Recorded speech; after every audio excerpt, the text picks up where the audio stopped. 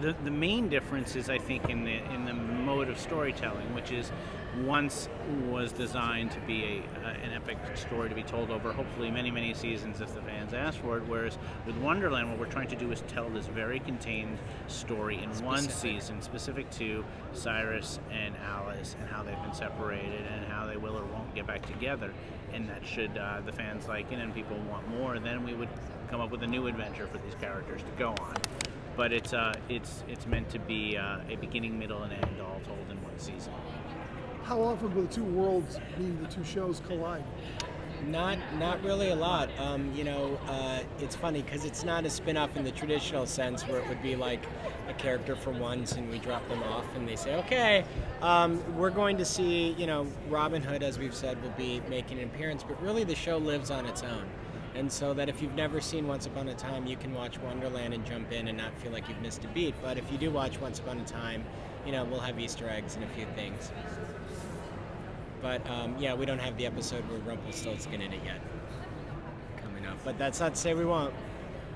What can you tease about why Jafar is so desperate to get these wishes? Well, we as we saw in today, he wants to change the laws of magic. And we know certain laws of magic, which you can't bring anyone back from the dead, you can't get anyone to love you, you can't change the past. So, he's got his reasons, and we are definitely going to get into them. And I'd say that the reasons come from a pain in his life, and that's something that we intend to reveal and explore very soon. Going back to Once Upon a Time, when will we see the other characters in the story? Very soon. I mean, first off, you're going to see more of Belle very quickly, just as we had seen her in episode 2. And then by episode 7, we're going to reveal what happened from the moment the ship left and everybody went to Neverland, what happened to those characters and what they were dealing with back in Storybrooke. Besides the rabbit, are there any other characters that are crossing over? Maeve and the rabbit were both. When they both showed up in Storybrooke, yes. Are there going to be more characters that will cross back? Not initially. I mean, there will be a crossover. You'll see in episode 3 with Robin Hood, and that's the next one that's coming up. And there may or may not be some that come on down the line, but for now, the stories are really focused on separate tracks. Is there anything you can tell us about the Maeve's background? Well, episode 3, we can tell you, is all about his background, and he has a surprising connection with 2 characters. The first time we went to Wonderland, Cora was there as a queen. Are we going to revisit that? Yeah, Cora was the Queen of Hearts, which is, and Emma's playing the Red Queen. And, we eventually will, later in the series, tell you, where she fits in and all this, and how she may or may not have inspired or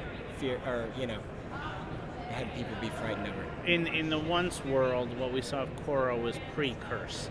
And now where Wonderland is, we're in a post-curse world. So everything that happened with Cora kind of has occurred in the past, but that is being felt in the present, and we intend to explore that and to see how she's had an effect on the characters in Wonderland.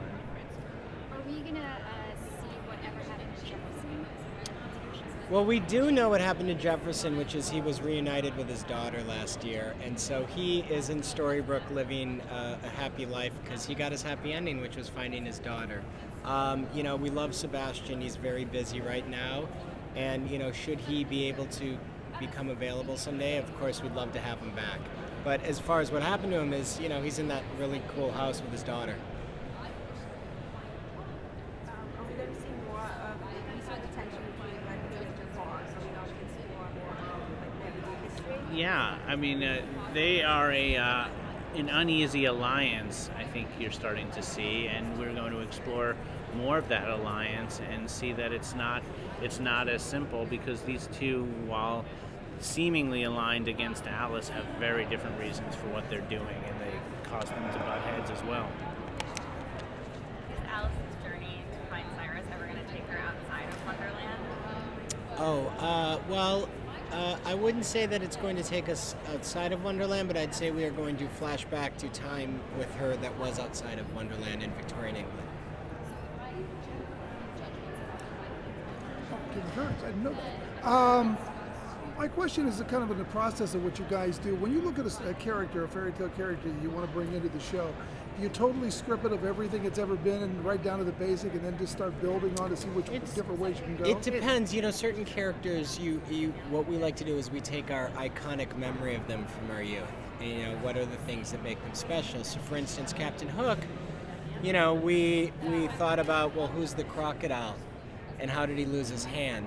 And then we thought, well, Bobby's the crocodile. Robert Carlyle, who plays Rumpelstiltskin, we thought, well, what would a man cut another man's hand off for? And we said, well, he took his woman, because he's a pirate. And that's kind of how he was born.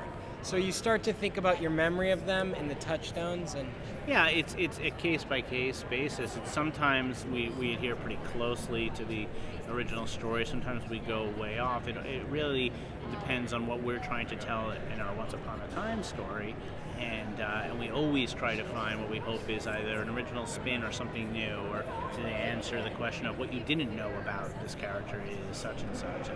And you know, if we can do that, then we think we succeeded in creating something cool. thanks, guys. It's Thank nice you. to see you. Thank you, Thank you, guys. guys. Nice to meet you all. Thank you.